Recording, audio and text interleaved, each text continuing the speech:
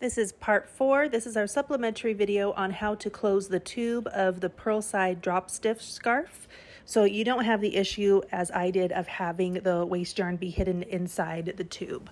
So here's an example for you. This is what I did for a scarf, and this is the normal waist yarn cast on and cast off. And what you do is when you go to close your tube, you have the knit side facing out, and then you pick up your live stitches and you stitch it all the way down on the purl side, and then you remove your waist yarn and everything's fine. But if you want your purl side to be your exterior, so let me flip this around. If we just cast on and cast on with our waist yarn like normal, and we go to close it, you'll see the issue we run into is if we go to close it, we have to look at our live stitches to pick up, which is on the purl side. But when I go to close this, you pick up these live stitches, you're going to stitch closed your tube with the waist yarn inside. Now I was able, if you go back to part 2 and part 3, I was able to successfully remove the waist yarn from that, but you could potentially have it knot and get stuck. So here is what you need to do to make sure you don't get your waist yarn caught inside of your scarf when you go to close it. So here is what the purl side looks like when it's all closed up, and it makes a nice, really pretty pattern, and you can't even tell where you close the tube at, which is really cool. So how to accomplish this without getting the waist yarn stuck. So first you're going to cast on with your waist yarn, and this is good to be in a similar weight yarn to your project yarn, but in a contrasting color so you can see the stitches of your project yarn so you know what stitches to pick up.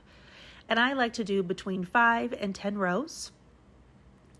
And then we are going to put on our project yarn, and you want to crank out as many rows as you need for your project yarn. Now this one's just going to be a sample. And so I just crank as many rows as needed. Now we're going to take our circular knitting needles and we're going to cast off with them. And so we're going to do that by picking up each stitch one time around, just like you normally would if you go to cast off with the needle and the project yarn. And this is because we need to flip it and re-put it back on the machine so the knit side is facing us. Right now with the project on the machine like this, we are seeing the purl side, and that's the bar side, and the knit side, or the little V-stitch side, is on the bottom. So we want to flip it at this point. So we need to completely take it off the machine, and I'll speed this up for us. And now that it's off the machine after we get these last few stitches, and they're all secured and they're not going to drop because they're all on this circular knitting needles with the cord, now we're going to flip the project so the knit side is facing us. So this is the knit side, that's the part that's usually underneath on the machine, and this is the purl side, which looks like the bars. That's the part you usually see when you're cranking your rows. So we want to flip this inside out, so the knit side's on our inside, because for this particular project we want the purl side to be our exterior. So now that the knit side is facing us, or facing up you could say, on the machine, we want to put back each stitch onto the machine. And it's really good to have a loom pick at this point. That really helps. And I start with the number 1 needle, and then you want the stitch to catch underneath the hook of the needle. You do not want it to go all the way down on the small pegs. The reason being, when you crank all the way around and you go to add on your waist yarn, if it's not hooked on the needle but actually on the pegs, the needle is just going to come up and it's going to pop off your stitch, and then it can drop and you have to fix it. So to not have to do that, just have it hook underneath the needle so it pulls it down into the machine. And then I'm just going to fast forward this, but you do each stitch all the way back onto your machine. And so it just takes a little bit of time.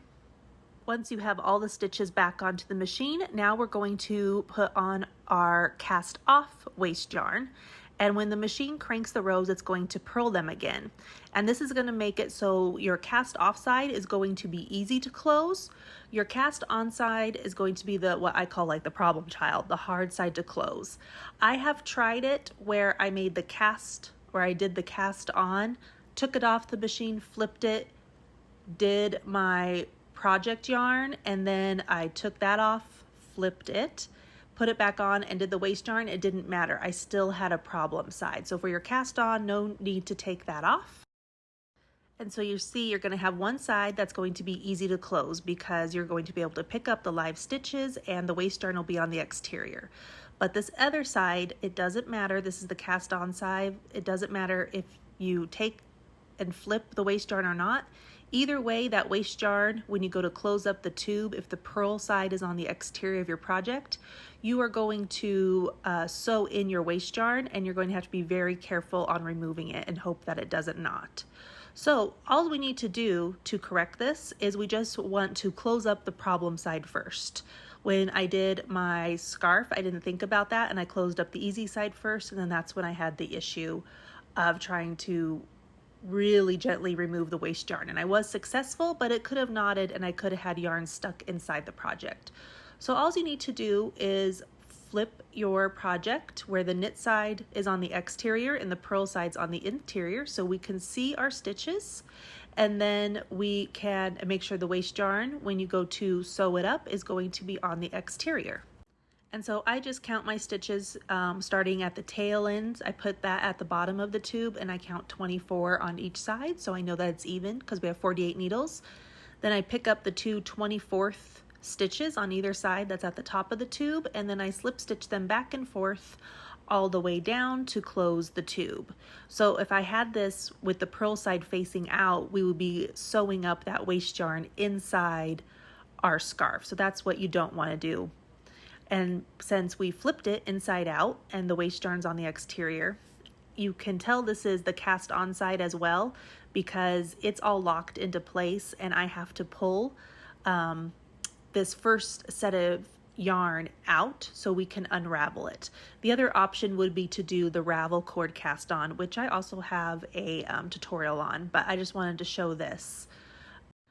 So now once all the waist yarn is removed, then we can now flip it purl side facing out, because now we're going to close up the cast off side of the tube.